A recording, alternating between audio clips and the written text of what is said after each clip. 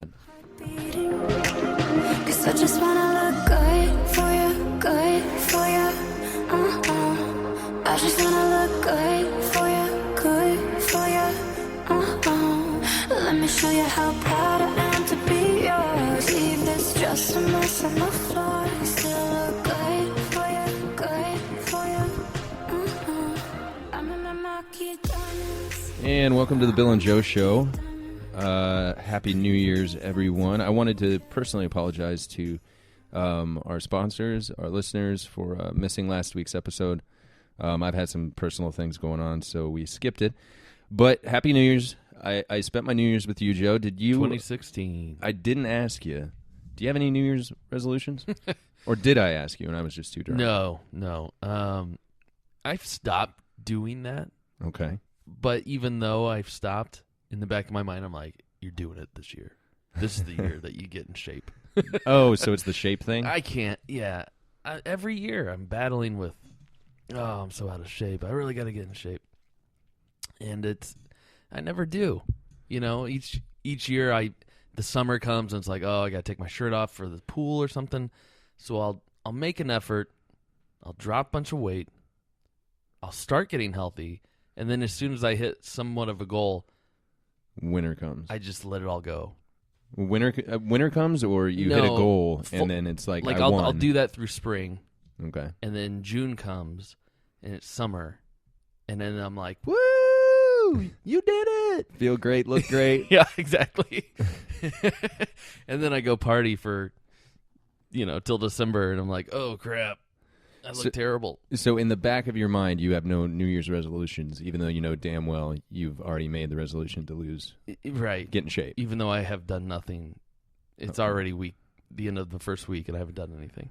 Well, they do say that, towards the end of winter, like around right before March is when you should start hitting the gym, end of February. Is that so? Because everyone's doing the same thing I'm doing. Like, I'm going to go to the gym. Yep. You want to get in shape for spring, and then you got the whole spring, the cool, the spring, the cool weather to kind of keep motivated, go to the gym. Right. And then when it gets hot, then you can take that shirt off and, make everybody happy. Well, my New Year's resolutions, and I don't know how much you believe me on this, but no Jaeger bombs. Wow. No Jaeger bombs. So I want All to see how far I can go with that. What's the over under? I don't know, because I've seen the emotional wreckage you're going through this past winter. Sure. I can only assume that it's going to be really hard for you, because I feel like you'll have like a moment like I just talked about where you'll get so far and be like, I did it. Yeah. I can do one night. Right. And then it'll be so fun or so good that you'll want to do it again. And you go on that like spiral. Yeah, you're probably right. But hopefully, I don't know. I didn't start it on the 1st. I started on the 2nd. So that still counts, right? Oh, yeah. Okay. So 3 days. It's not bad. But, so New Year's, we got 2016, and I don't know if you knew this, but Guns N' Roses are headlining the Coachella Music and Arts Festival. Yeah, it's all over the news now. Is it? It's been picking up some speed. I've seen a picture of Axl playing with Duff. Are they already on tour? No, Duff actually, they're GNR's current bass player. He reunited with his old band and did like a little tour with them. And so he wasn't available to do some GNR shows. So Axl invited Duff to come do it. And Duff was just like, okay? Yeah.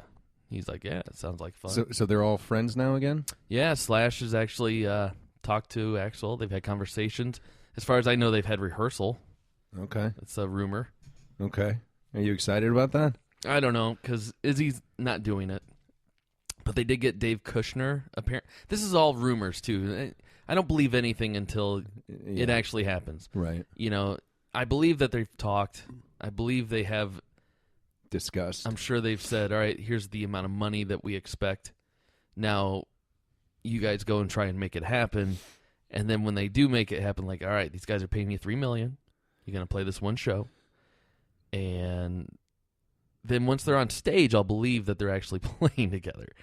Okay, so the rumor is that they couldn't get Izzy, they couldn't get Gilby. Any Well, other? I don't think Axel wants Gilby. Oh, okay. And what about Matt or Steven? I don't think Axel wants either, Either one one of of them. Yeah. Okay. So it's basically Axl, Duff, and Slash. Right. Okay. So it's not really a full Guns N' Roses reunion. Okay. It's a Slash Duff and Axel reunion. Okay. Well, that makes sense, I guess. But even if Duff weren't doing this, unfortunately for him, they would still call this a Guns N' Roses reunion because you have the Axl two main Slash. songwriters Yeah. doing I don't know if I'd consider Axl the songwriter. I've always thought of Slash and Izzy as the songwriters. Axl is the lyricist, and then Duff is the wannabe songwriter. Well, yeah, Axel's the lyricist. He doesn't do the... As far as I know, he didn't come up with melodies too often. Right. Maybe like that Dead Horse melody, that ding, ding, ding, ding, ding, ding. That sick of this life. Yeah. Well, I don't know. I just I don't know. I don't I mean, know. he did November Rain's music. I mean, without a doubt, if Slash and Axl were in it, it's a Guns N' Roses retour because those are the two most notable Right. figures in the band. Yeah. Doesn't matter what they do. Yep. If One Direction has a reunion tour with Harry and Niall, it'll be a One Direction reunion. You think so? tour. I think so. I think Harry is so big, and I don't know who the second one would be. But the reason I said One Direction is not because I'm a One Direction freak, but I wanted to ask you, like, on a scale of let's say Coachella wanted One Direction and Guns N' Roses, and you figure that One Direction said this is how much money we want. What percentage of that do you think Guns N' Roses would demand? Since we don't know the numbers, and we don't want to speculate, but what percentage do you think? Like 80%? Would they get 80% of what 1D would get? Oh, I don't know. I think a GNR, to have the first GNR reunion. Now, if they'd already reunited and this is like the third festival, you couldn't demand as much as GNR. Okay. But I think if this is the first time we've ever played, fellas.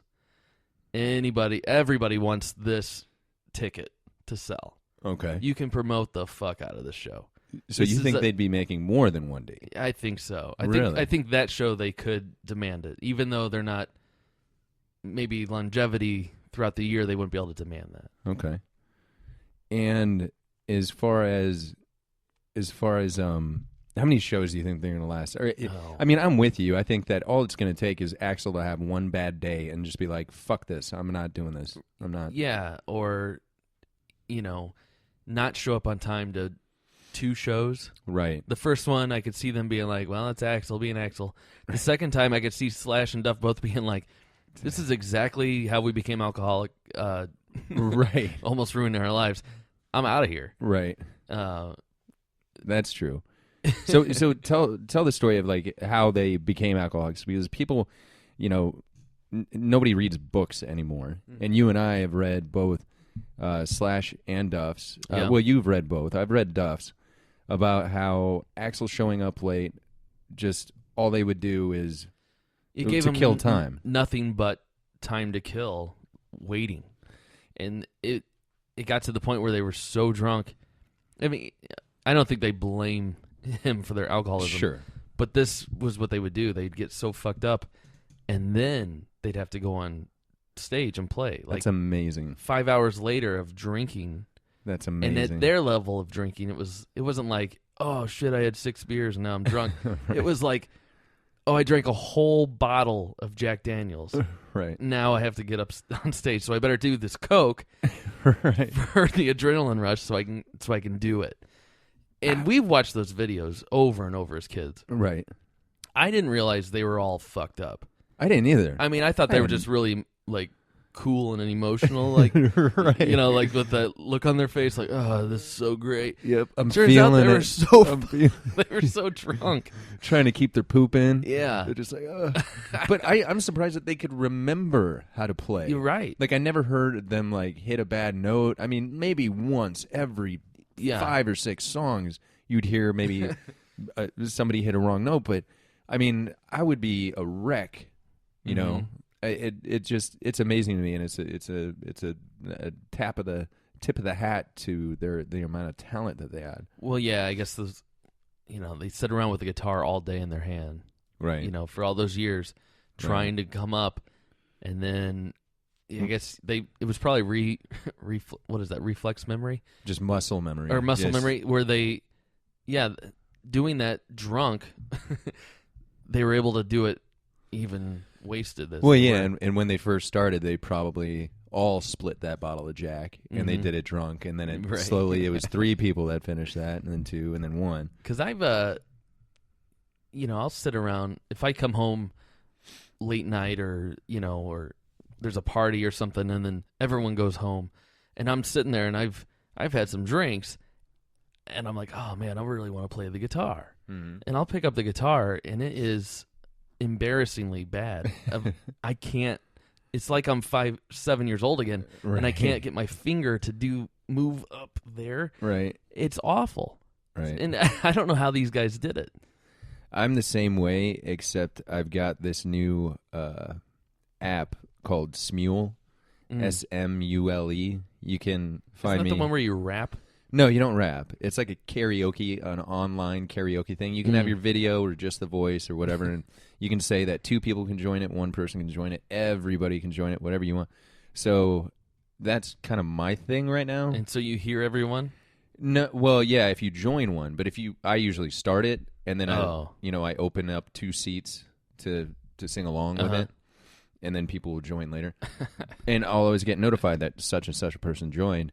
And then I'll go back and listen to it, and it's just bad. Oh, they record it? Yeah, it's recorded and posted online for the world to listen to, and I'm just like, oh, God. I remember going to bed being like, nailed it. And then I woke up this morning and listened to it, and I was like, oh, God, how embarrassing. You're already picturing the haters posting like, no professionals, please. Right. You're like, oh, man. Sorry, suckers. Welcome to Smule. Yeah. And I don't know what I was doing the other day, but I had my iPad next to me. I was watching television, and for some reason, I thought of, speaking of Guns N' Roses, I thought of that girl in the Don't Cry video that threw the bottle at Duff's bass in the hallway. Yeah. Yeah. I remember thinking she was the hottest woman on the earth. Yeah. And I Googled it. I was like, who is the girl that Duff is with in the hallway in the Don't Cry video? I wasn't expecting a result. I was expecting like Don't Cry video. Yeah. Dude, I mean, it's been asked 1,000 times. Really? So I can't remember her name, but I went and looked her up, and right after that, she got a whole bunch of shit done to her face and lip stuff, and she's already 48, but yeah, I mean, God, it was so depressing. Was she an actress, or is that her only thing she's known for? She was an actress. She's from UK, and she's an actress, a model, and a fashion designer. So a little bit of everything. There's no way she's a model anymore. Yeah. But and then they also had this website where they rated the girls that all the band members were with. Yeah. And Slash has got number 1. I don't know. Well, he had like 20 of them in that one Patience video alone. Oh, God. What was the one that he was playing with the boa constrictor? Yeah. Was that Patience? Yeah, where he's lying in bed and there's just like a revolving door of women. Oh, yeah, and it kind of fades. Getting up off the bed, putting their clothes on and stuff. Right. And they all just kind of fade in and out. Right. And he just keeps playing with the snake. Yeah. So bored with you bitches. Yeah. I've got this snake. Which is a pretty cool idea for the director. Like, all right, Slash. At that time, yeah. I just want you to lie in bed, play with the snake. And Slash is probably like, cool. And then he does that. And then the director's like, okay, now that Slash is gone, bring in 20 ladies. And I want you to dress right here. And then he superimposes them together. I wonder if Slash even knew that was what the direction was going to be. I mean, I would imagine, but he had to final approve it, or maybe just Axl. But back then they were like watching it for the first time, the final production. And I don't know that. Oh yeah. I don't know if he cared, if any of those guys cared other than Axl about presentation. How'd the video turn out? I heard it was great. I haven't even watched it. Huh. Well, yeah, you might be right. I don't know. Maybe Steven. Because those guys didn't grow up caring about videos. They grew up in an era before that. Right. So I don't think they cared about music videos. Yeah. And Axl got pretty big pretty quick, so that would make sense. I mean, being the lead singer of the band, I mean, I guess he took it upon himself to be the image of it and take care of the image of it.